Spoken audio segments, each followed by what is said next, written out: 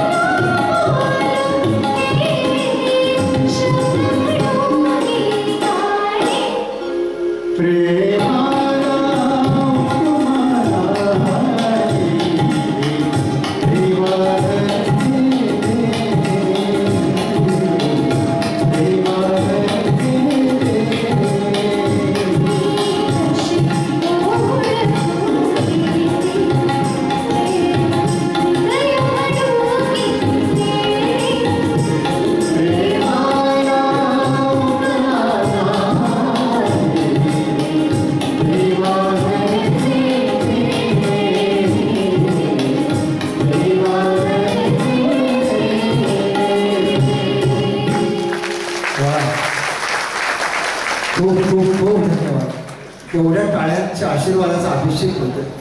मातेच्या दर्शनाला जाणारे सुद्धा क्षणभर ऐकून थांबून कोणीतरी असं ताल धरते आणि म्हणते खरंच प्रेमाला उपमा नाही. कारण प्रेम म्हणजे शब्दांची चढाओढ, प्रेम म्हणजे उपमांची खाडाखोड, प्रेम म्हणजे इतकी गोड, इतकं गोड जणू अंगणातल्या पेरूची फोड, त्याला जगात नाही तोड.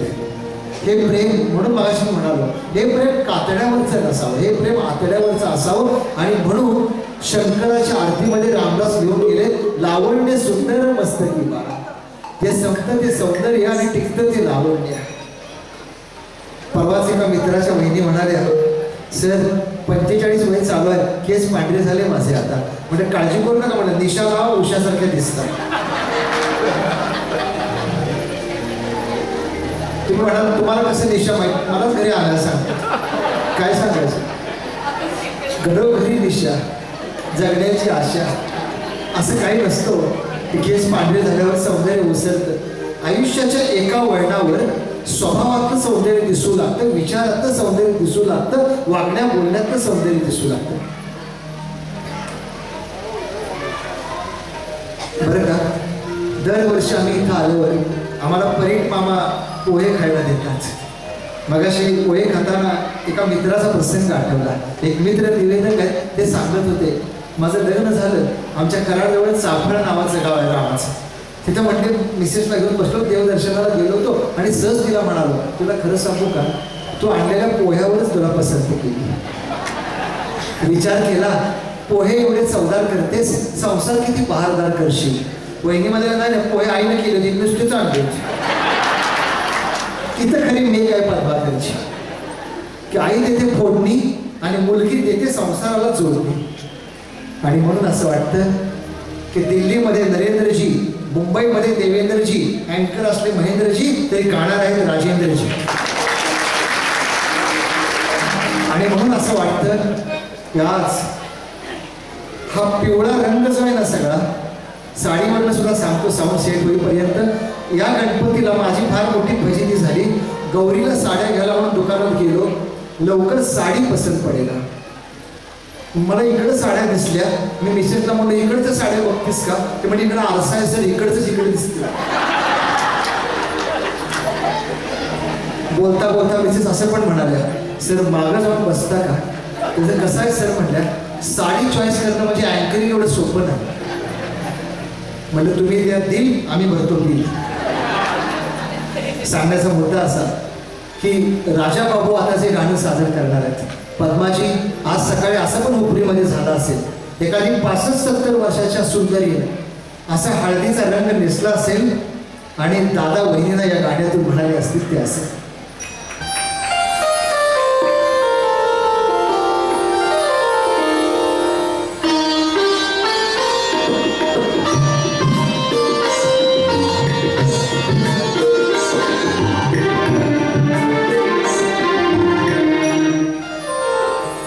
चंदन सावधान चंचल चितवन से आए मुस्काना. चंदन सावधान चंचल चितवन से आए मुस्काना. मुझे होश ना देना जगवालो, मुझे होश ना देना जगवालो, हो जाऊं अगर मैं दीवाना. चंदन सावधान चंचल चितवन.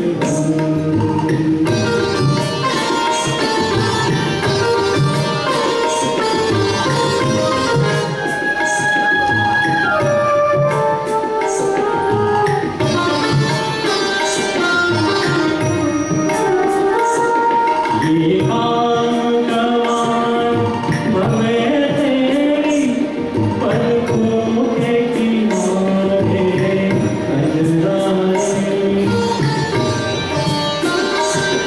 ये आंगन भवे तेरी पलकों के किनारे नजराए. माथे पर सिंदूरी सूरज, होठों पे दहकते अंगारे. साया भी जो तेरा पड़ जाए, साया भी जो तेरा पड़ जाए, आबाद हो दिल का दीवाना. चंदन सावधान चंचल चितवन.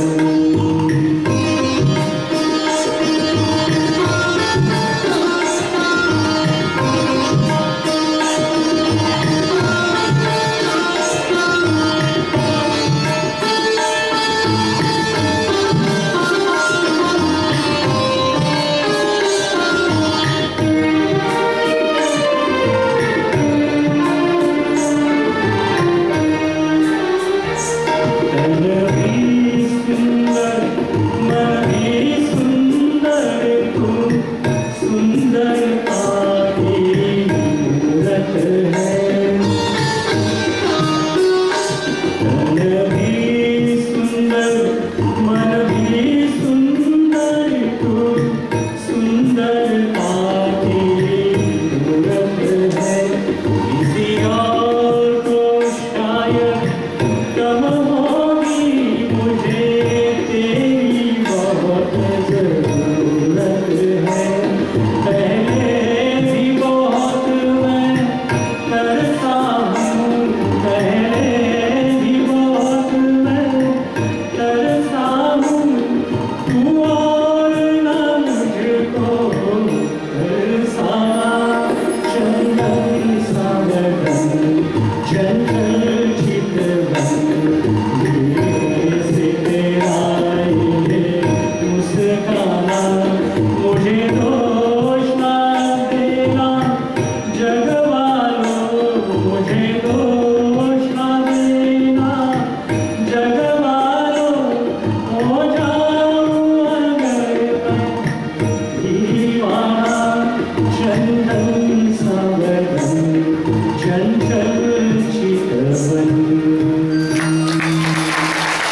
त्या मुंबईमध्ये राजेंद्रजींचा चांदीचा होलसेल व्यवसाय आहे. मी त्यांची ओळख करून घेतली, नंतर स्वस्तात देतात मला. मी आरंभीलाच म्हणाल होतो, पाहुण्याच्या मध्ये व्यवसाय शोधत नाही सर, हे अंबा मातेच्या समोर सांगतो. त्या बाबत मी आरंभीलाच म्हटलं होतं की गाव जरी चांदीचं असलं तरी माणसं सगळी सोन्याच्या मनाची आहेत हुपरीमध्ये.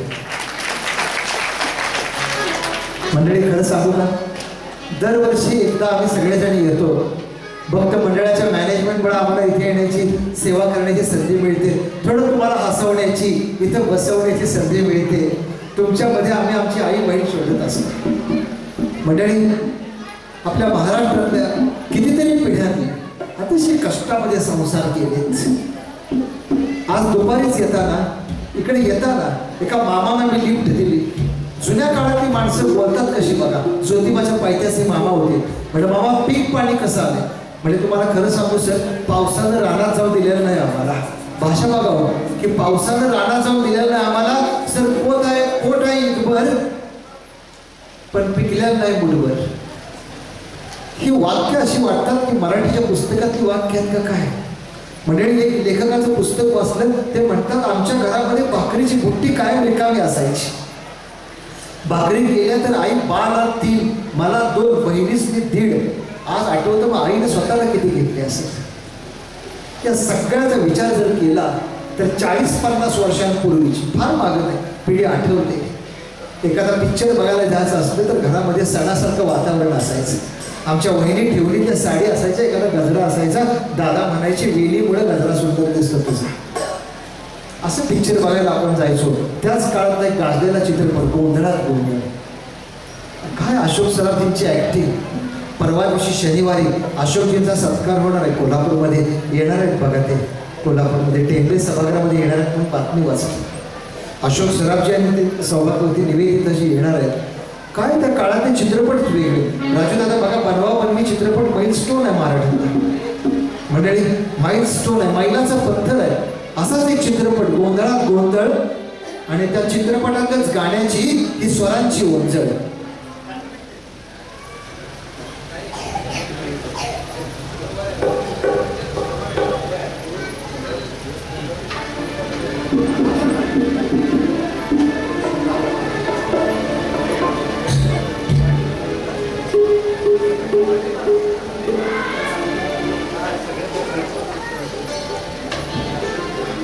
बरं का मंडळी, आमच्या 15 कोल्हापूरला येताना मी आमच्या आईच्या वयाच्या कितीतरी वृद्ध माणसांना, पुरुष असो स्त्री असो, गाडीवर लिफ्ट दिलं. आणि माझा गप बसण्याचा स्वभाव नाही. मागं बसलं की नाव काय, वय किती, काय करता, विचार माणूस कळतं बोलण्यामध्ये. एक आजी माझ्या पाठीमागं बसल्या होत्या, किती हुशार बघा. म्हणजे मावशी शाळा किती शिकला. म्हणजे पायरी बघितल्या नाही बाळा शाळेची. म्हणजे शाळेची बघितली नाही पायरी, पण अनुभवानं भरलेली डायरी. मी सहज विचारलं, म्हटलं आजी वय किती? म्हणजे एसटी मला फुकट आहे, तू सांग माझं किती. सगळं सांगतोय ना तुम्हाला मी, ते माझ्या बाबतीत घडलेलं सांगतोय. म्हणजे एसटी मला फुकट आहे, तूच सांग माझं किती. म्हटलं 75च्या पुढे आहे, मग कशाला विचारतोस. म्हटलं आवड तुमच्यावर मला कळलं वय किती. म्हटलं तुझी आईवाणी आहे ना? म्हटलं आहे की. मंडळी, मी सहज आजीला लिफ्ट उतरल्यावर म्हणलं आजी, आई मला भाकरी आणि मेथीची भाजी फार आवडते, कधी आलं तर द्याल का? मला का अगं बाई त्यात काय अप्रूप आहे, कवा बी ये म्हणलं चंद्रवाणी भाकरी तुला देते. म्हणलं मावशी, हातावर भाकरी थापायला येते का? काय बोलले असते? म्हणजे बाळा, दुधावानी भाकरी हातावर अशी थापते की माझी भाकरी बघून तू म्हणशील आकाशातला चांदवा तुमच्या हातात आलाय मावशी. कुठून आणायची अशी आई, जशी दुधावरची साय, जशी गोठ्यातली गाय, जशी हुपरीतली माय.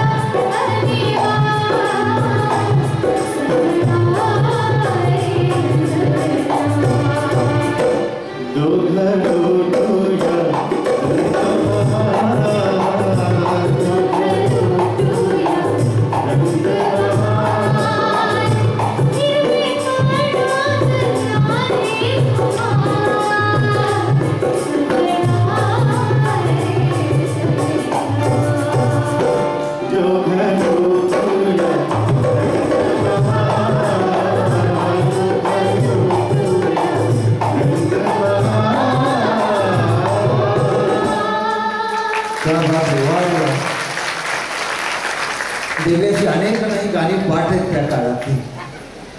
फार दुर्मिळ गाणी आज सुनील दादांनी आणि आपण सर्वांनी निवडली. एकदा सुनील दादांसाठी जोरदार टाळ्या दिली आता. कारण आम्हाला सगळ्यांना माळे कोल्हापूरमधून इथं आणलं, परत आम्हाला तिथं सोडलं. अगदी आग्रहानं जास्त रात्र झाली तर आमच्यात राहून सकाळी जावा, ही बंधुत्वाची जी भावना आहे हेच तर आपल्याला मिळवायचं आहे. आणि म्हणून जुनी पिढी आपल्याला सांगते येताना काय घेऊन आलो, तुम्ही जाताना काय घेऊन आला. मधला जो चित्रपट आहे तो माणुसकीनं रंगवायचा आहे. म्हणजे इथं आता रंग बहार निवडते.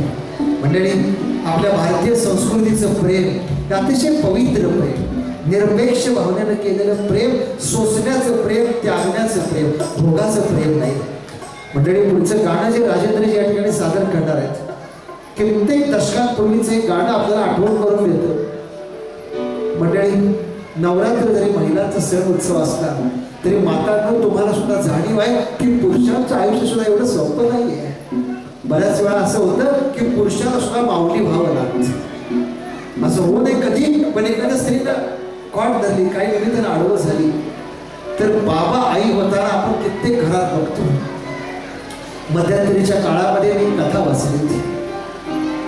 जेवढं हसवतो ना तेवढं डोळ्यात पाणी पण येत आहे. एक आजींची स्मृती केलेली असते. आजींना आठवत नसतं काय, ॲडमिट असतात दवाखान्यात. आजोबा रोज सकाळी पोहे दुपारी वरण भात घेऊन येतात. एक दिवशी डॉक्टर म्हणतात, काका वाईट वाटून घेऊ नका, पण तुमचं पण वय झाले, येताना वाहन आहे, ट्रॅफिक आहे, आम्ही दवाखान्यामध्ये सगळं देतो आजींना, तुम्ही कधीतरी 8 दिवसांनी येत जावा.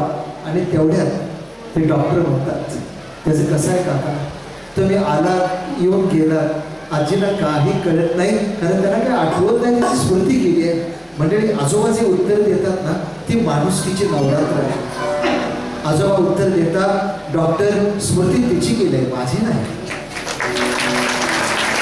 तिला आठवत नाही हो, मी तिचा कुंकवाचा धनी आहे, पण मला माहित आहे ना ती माझ्या कुंकवाची राणी आहे. अहो, फार सोस काढून तिने संसार केलाय माझ्याबरोबर. आणि म्हणून कदाचित या गाण्यामधून आजोबांचे अश्रू त्या आजींसाठी गातायत गीत, हीच जुन्या पिढीची राजयोगाची प्रीत.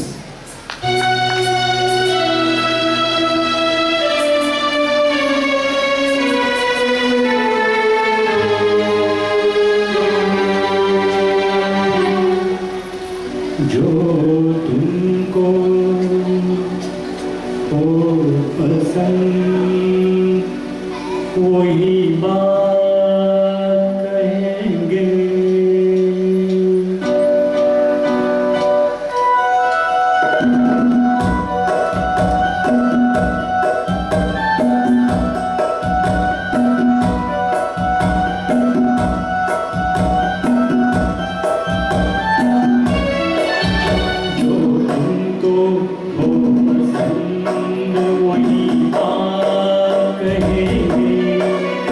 Oh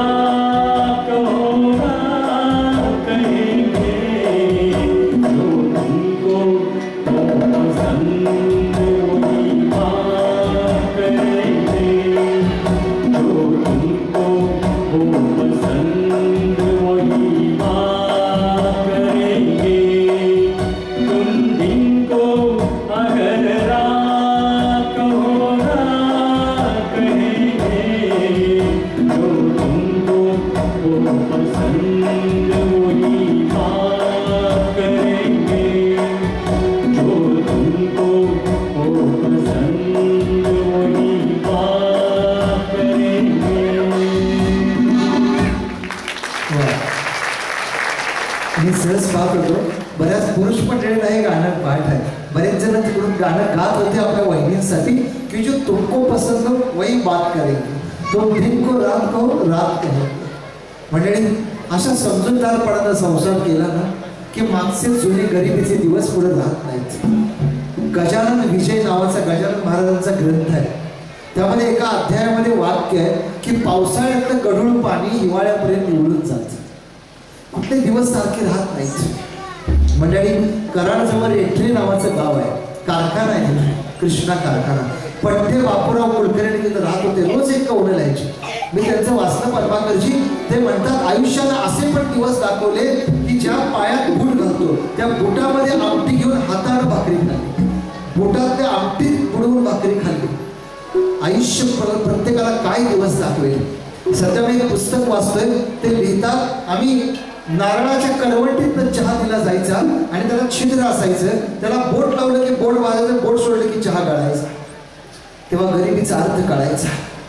म्हणजे माणसाने फार भोगले आणि म्हणून जुन्या काळातल्या आजी आजोबा सांगतात की सर तेव्हा चटणी भाकरी पण मोहताज नव्हती. आता सोन्याच्या घासाचे सुखाचे दिवस आले तर घरी खायला कोण नाही. का हो, पाखरं घरट्यात उडून गेली, पोटासाठी नाही दिशा गेली. मंडळी, या सगळ्या टाळ्याच्या पिढीसाठी देऊया ज्या पिढीनं स्वतः ओल्यात झोपून आपल्याला वाळक्यात झोपून मोठं केलं, हाताचा पाळणा करून मोठं केलं. मी एका शाळेत शिक्षक आहे. पुण्यामध्ये पालक सांगत होते आणि कुलकर्णी सर पुण्यामध्ये एक सिग्नल आहे, या सिग्नलवर उभा राहून पेपर वाटलेत सर, पेपर विकलेत. एकदा भूक लागली होती, कोणीतरी हातातलं खायला अर्धा पिझ्झा काय उरलं होतं, मला दिला, पुढे गेलो. आपल्या कोल्हापूरमध्ये एका कार्यक्रमाला मी गेलो होतो. एक लेडी, एक महिला आल्या होत्या, मोठ्या पदाधिकारी होत्या, त्या सिलेंडरचं वाटप करत होत्या. मी सहज त्यांना म्हणायला गेलो, म्हणलं वहिनी आज सिलेंडरचं वाटप करताय, या सिलेंडरवर दादांना संसार सुरू झाला तेव्हा पुरणपोळी वगैरे करून घातली असेल. म्हणजे नाही रे बाळा, माझा संसार स्टोवर सुरू झालाय. सिलेंडर मी आत्ता वाटते, त्या स्टोवर सुरू झालेला आपला संसार आहे. मध्यंतरीच्या काळामध्ये असेच मित्र घेऊन कराडला गेलो होतो. आमचं घर साधं पत्र्याचं आहे. 8-10 जण गेल्यावर वहिनींकडे एवढे कप नव्हते. ग्लासावरून चहा दिला, कोणाला कपावरून चहा दिला आणि मला फुटक्या कानाच्या कपातनं दिला, कारण मी घरचा समजून घेणारा. मित्र सगळे गाडीत बसल्यावर वहिनीने हाक मार, भाऊजी जरा थांबा. म्हणलं का वहिनी? म्हणजे एक सांगायचं आहे तुम्हाला. म्हणलं बोला ना. म्हणलं भाऊजी तुम्हाला फुटक्या कानाच्या कपातून चहा दिला, पण एक सांगायचं आहे. म्हणलं काय? म्हणजे कपाला कान नसला तरी घरात मान आहे तुम्हाला. हे ज्याला कळालं त्याला आयुष्य कळालं, हे ज्याला कळालं त्याला नातं कळालं. त्यामुळे पुढचं गाणं सगळ्यांच्या डोळ्यामधून पंचगंगा वाहणार. ऐकूया जुन्या काळातील असं गाणं जे कणकणीत सोनं काळजाचं लेणं.